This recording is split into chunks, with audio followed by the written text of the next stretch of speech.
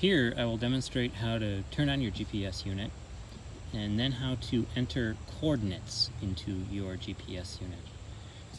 We turn it on by pushing the power button on the side of your unit here.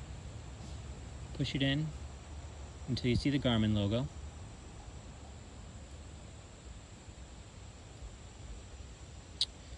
The first thing we're going to do now is to check and see how many satellites it gets. Your GPS unit is worthless until you actually get satellites. You can scroll through your menu with this little knobby button here, so I'm going to push down to the very bottom.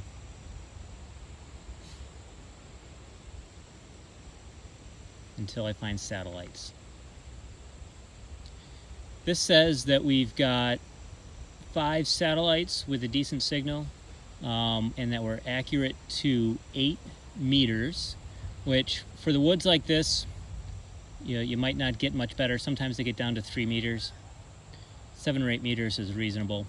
And this is your approximate current position.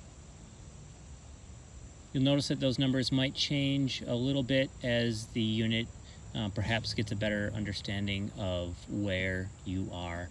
And you can see the longer we have it open, the more accurate the unit is going to get.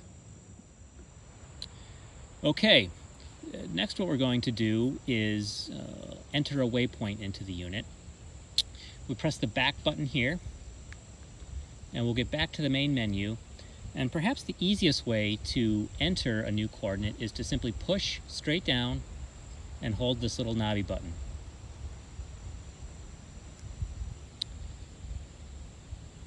We'll use this to scroll through the different windows. And the first thing we're going to do is name this so we know where we are. So if we push down the little knobby button, and you sometimes have to wait a second, these are older units. We're going to scroll through the alphabet, and we're going to call this one WL1 for wood lot, and then it's 0.1 in the wood lot. We're going to scroll down to done, and we're good there. We're now going to scroll through the windows to where we get to our location. We're going to push the little knobby button, and sometimes you have to wait a second because these have slow processors. We can scroll left and right with these little arrows right here.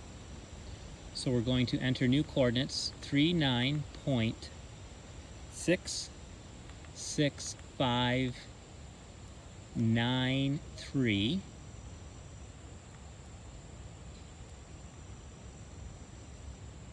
Now you'll notice that there's no negative in front of the 79 because it knows that we're in the right hemisphere, so don't worry about the negative. And our next point is 79.93945.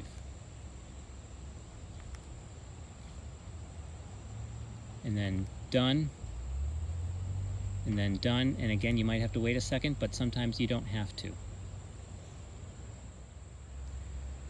Okay, so now we're on our main menu here, and what we want to do is navigate to this point. So we can use the knobby button. We're going to scroll up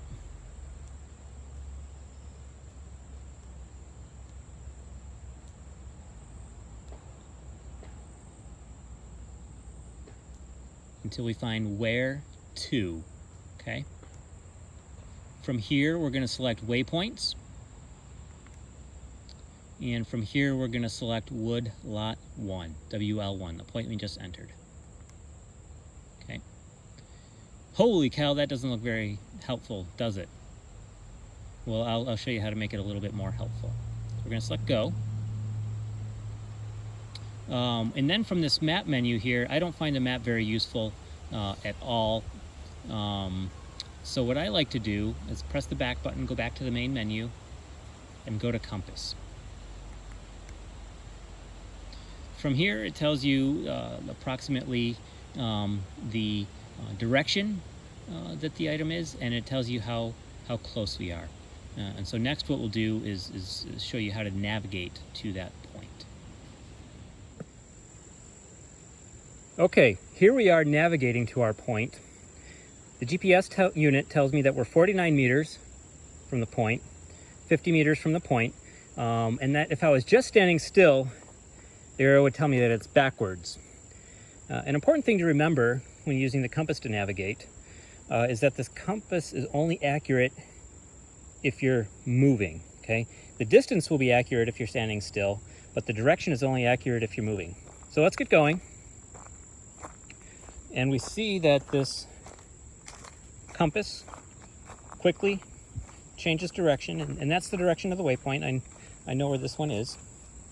It's telling us to go more or less ahead and a little bit to the left. And we're also checking the distance to the unit, and that is consistently ticking down. Both good signs that we are moving in the correct direction. I like to stay on trails as much as possible when navigating.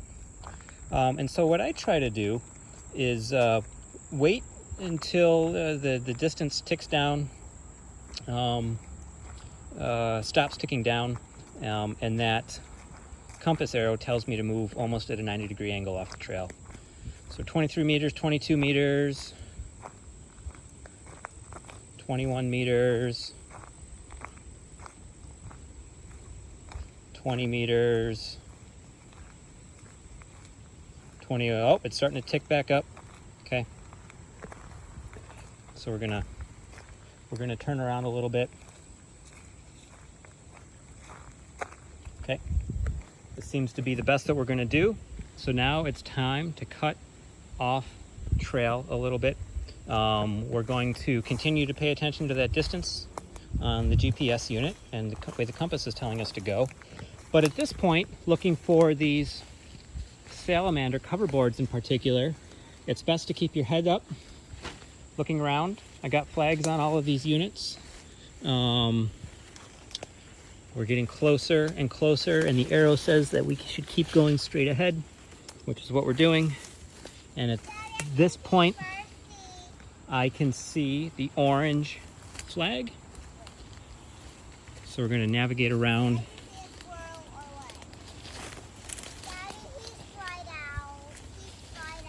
There are my kids helping me with the salamander cover boards. This says that we're at 9 meters. Okay. But here we are at the cover boards, and you can see the flag that's right over top of the cover boards. So when you're 8, 9, even as far as 20 meters out, this is a good time to look for the flag, which will give you a general indication of where the cover boards are.